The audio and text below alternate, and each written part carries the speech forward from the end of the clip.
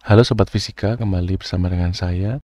Saat ini kita akan membahas tentang permukaan dari suatu zat padat. Ketika kita berbicara tentang zat padat, misalnya 3 dimensi gitu ya, dengan katakanlah dengan bentuk lattice berupa kubik, selain membahas tentang volumenya atau membahas tentang bagaimana bentuk 3 dimensi zat padat tersebut gitu ya, penting untuk kita juga membahas permukaan dari zat padat itu. Karena banyak teknik dalam mendeteksi atau dalam melakukan eksperimen di dalam zat padat itu bergantung pada permukaan yang mana yang kita berikan, misalkan cahaya X-ray atau cahaya UV atau cahaya tampak dan seterusnya. Nah, ada cara untuk memberikan nama dari suatu permukaan gitu ya. Nah, itu disebut sebagai Miller Index ya, atau indeks Miller dalam bahasa Indonesia. Misalkan kita punya vektor kisi ya di arah A1, kemudian ini adalah A2,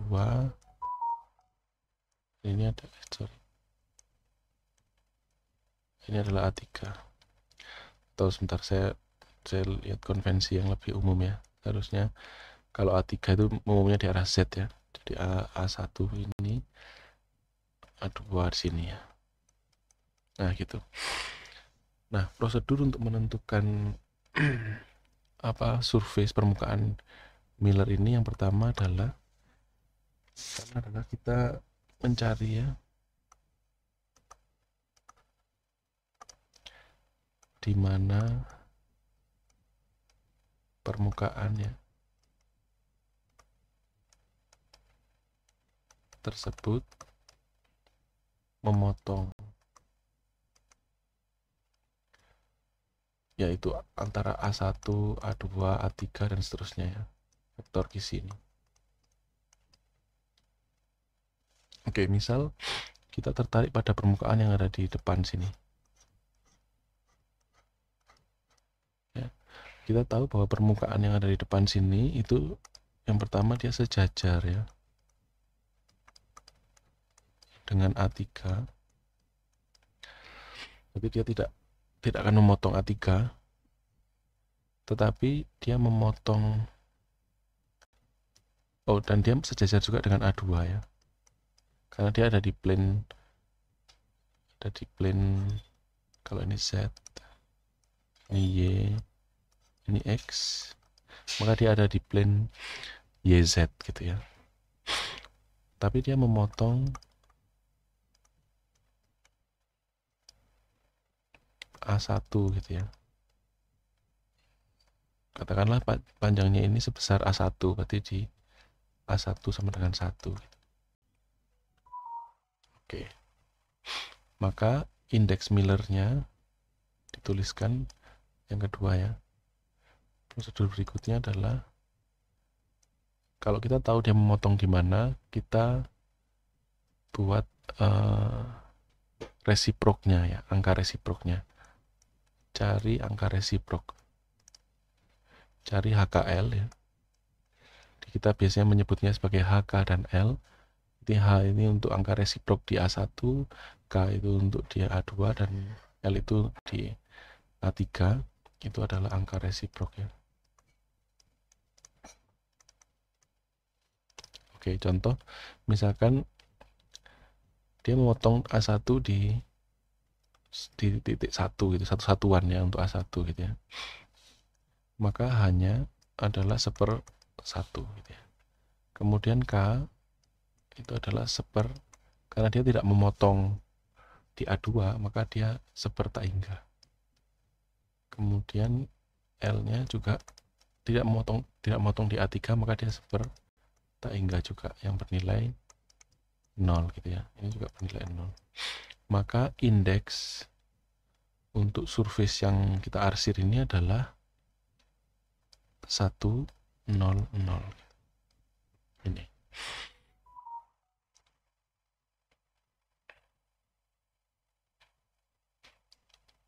Kita juga bisa melihat surface yang lain. Ini saya buat beberapa gambar secara langsung ya, biar cepat.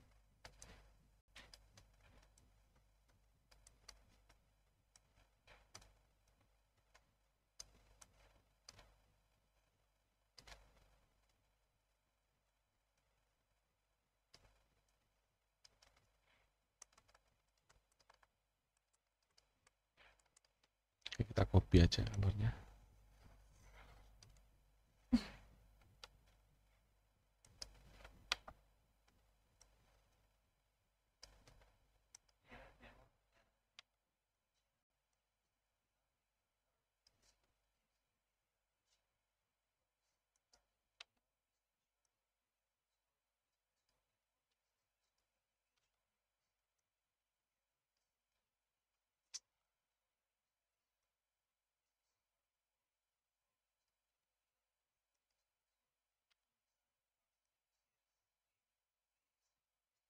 Oke, berikutnya misalkan kita mau mencari yang di sini.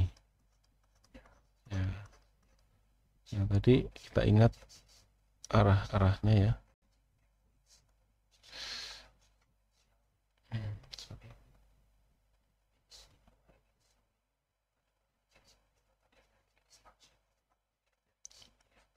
A3 ada di atas, ini A2, ini A1. Nah, sisi ini tidak memotong A1 karena dia sejajar dengan A1 dan A3. Dia hanya memotong A2 di satu satuan gitu ya. Maka kita menamakannya 010 gitu ya. Demikian juga kalau kita oke, nah sekarang kalau kita mengambil surface yang ada di tengah-tengah gitu ya misalkan. Ini juga mungkin ya. Ini. Nah, surface ini itu tidak memotong A3 ya karena dia tadi sejajar dengan A3 dan A2 gitu ya. Tapi memotong A1 dengan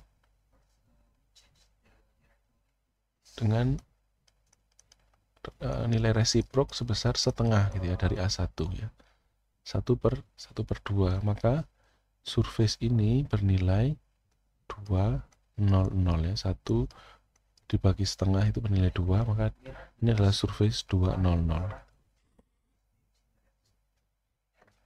Nah, selain itu juga kita bisa memberikan surface yang mungkin agak lebih rumit, misalkan seperti ini.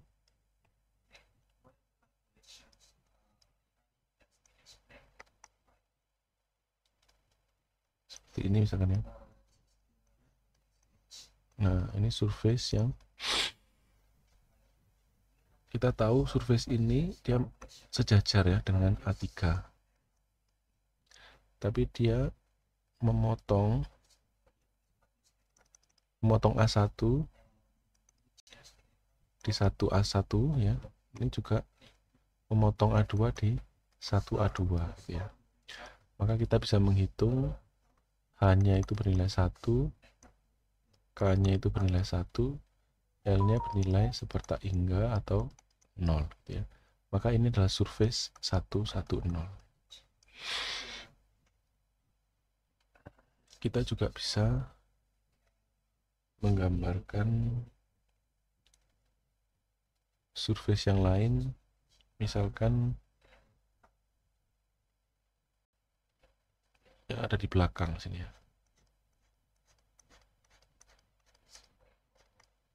Katakanlah titik nolnya ada di sini. Titik nol kita mulai dari sini. Nah, ini bergerak berlawanan arah dengan A1 ya. Maka dia negatif 1. A1 gitu. Maka nilai H-nya itu kita tulis 1 bar gini. Nah, ini adalah surface 1 bar 00. Ya. Atau min 100. Nah, yang berikutnya yang ini. surface yang bentuknya segitiga, itu memotong miring ya permukaan ini. Nah ini sekarang mungkin kayak kita nggak butuh ini karena cukup ya informasinya. Yang ini dia memotong PA3 pada posisi 1, berarti nilai L-nya 1.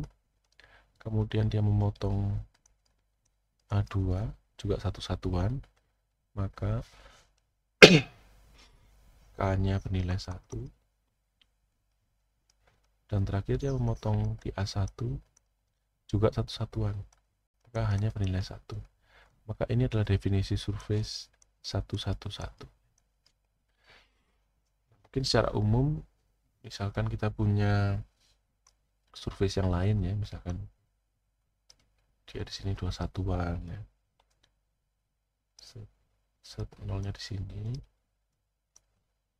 kemudian dia ke arah A1 sebanyak 3 satuan misalkan ya,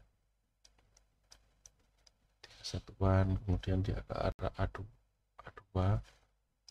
sebanyak 2 satuan gitu ya. Nah, misalkan ada surface yang seperti ini ya.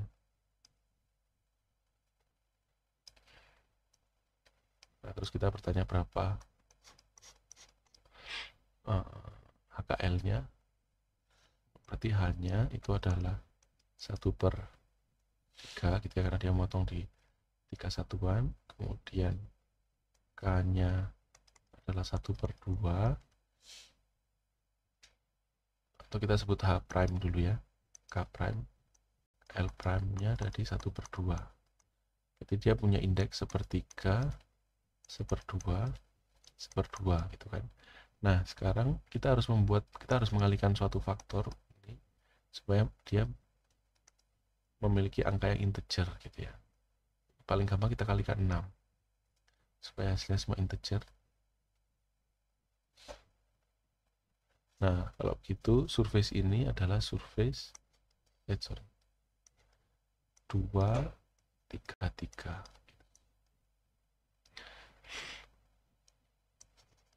Nah, demikian pembahasan kita hari ini tentang bagaimana menentukan permukaan dari suatu zat padat.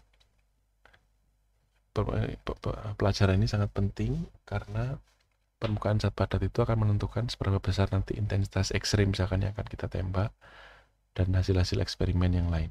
Terima kasih atas perhatiannya. Jangan lupa like, subscribe, dan sharingkan ke teman-teman sekalian. Kalau ada pertanyaan silahkan komen atau bisa kirim email ke saya. Terima kasih.